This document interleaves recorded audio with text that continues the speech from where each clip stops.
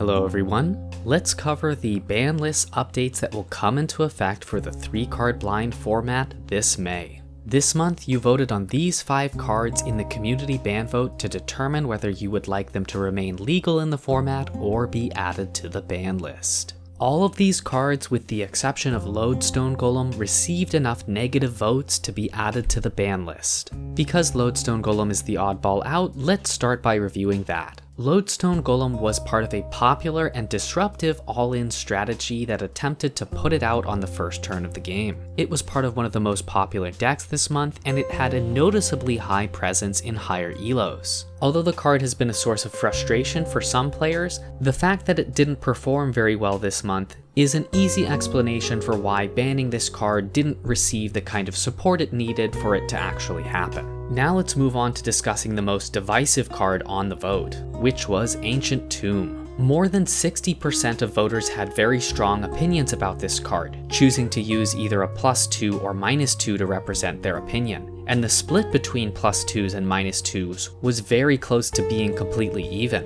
Ultimately, however, the vote did lean in the direction of banning the card, which will be a significant meta shakeup, which will force decks that had previously relied on Ancient Tomb to pick between using Crystal Vein, Mana Crypt, or even a Depletion Land.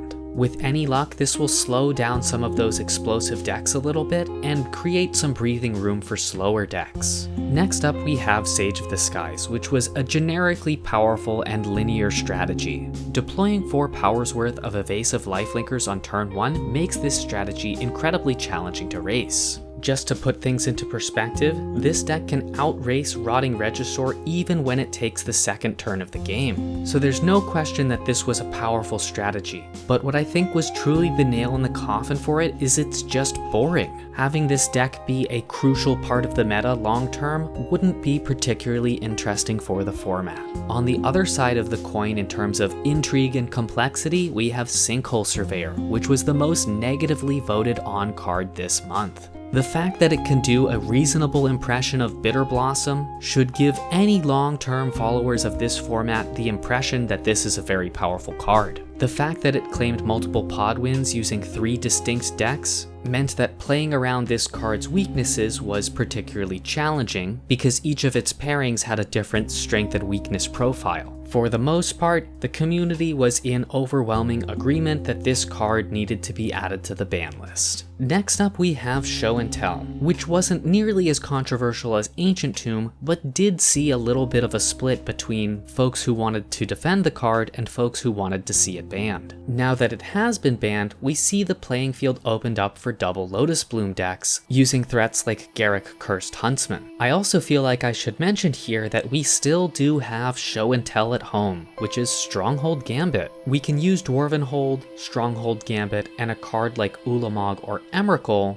to do a decent impression of Show and Tell. Now, if your opponent has a lower mana value creature in their hand than Ulamog or Emrakul, you won't be able to cheat Ulamog or Emrakul into play. So the trick here isn't actually to use Stronghold Gambit to cheat those creatures out, but rather it acts as a deterrent to prevent your opponent from playing their own threat, because if they do, you will be free to cast Stronghold Gambit and get your Ulamog. And if your opponent does end up keeping their creature in their hand, then you can wait until you have enough storage counters on your Dwarven Hold to just cast Ulamog the good old-fashioned way. And before we wrap up this video, let's cover the results of the Unban Vote that supporters of this community have the privilege of participating in. Out of all of the cards that were available to unban this month, one of them received enough support to be removed from the ban list, and that card was Inkmoth Nexus. I'll be honest, this one surprised me quite a bit, but it's definitely an exciting card to see return to the format. At its baseline, Inkmoth Nexus is an alternative to Mutavault in decks that use it plus a Mox and some form of 2-cost disruption. However, because Inkmoth Nexus has Infect, power increasing effects are essentially twice as effective with Inkmoth Nexus compared to Mutavault. This will mean that we will see the return of some classic synergies between things like Inkmoth Nexus and Luminarch Aspirant, and Inkmoth Nexus and Cathedral of War.